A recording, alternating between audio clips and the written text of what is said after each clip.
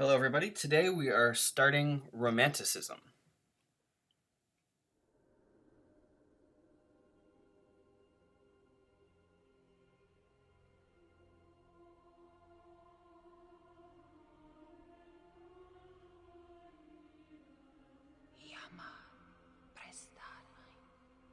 The world is changed.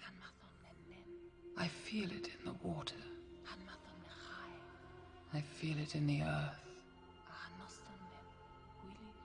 I smell it in the air. Much that once was is lost, for none now live who remember it.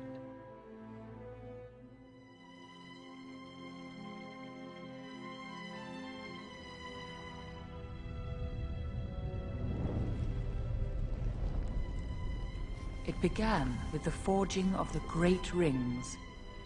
3 were given to the elves, immortal, wisest, and fairest of all beings. 7 to the dwarf lords, great miners and craftsmen of the mountain halls. And 9 rings were gifted to the race of men, who above all else desire power. For within these rings was bound the strength and will to govern each race.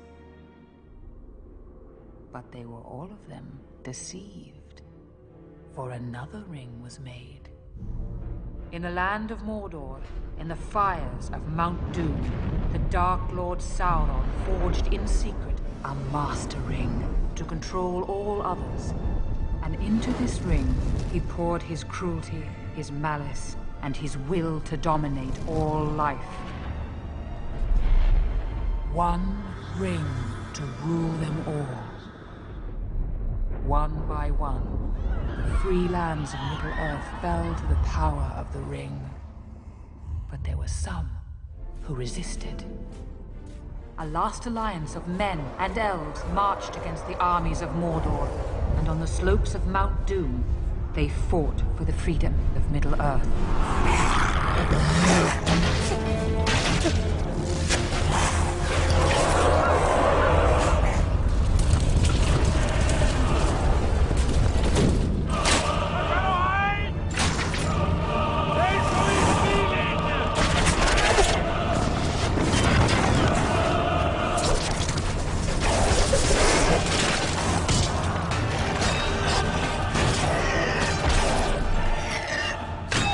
Victory was near.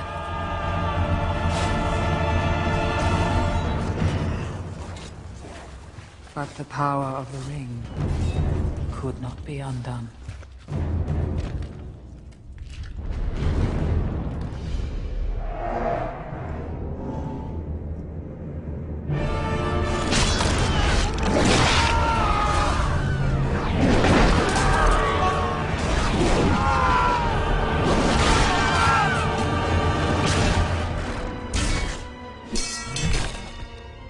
It was in this moment, when all hope had faded, that Isildur, son of the king, took up his father's sword.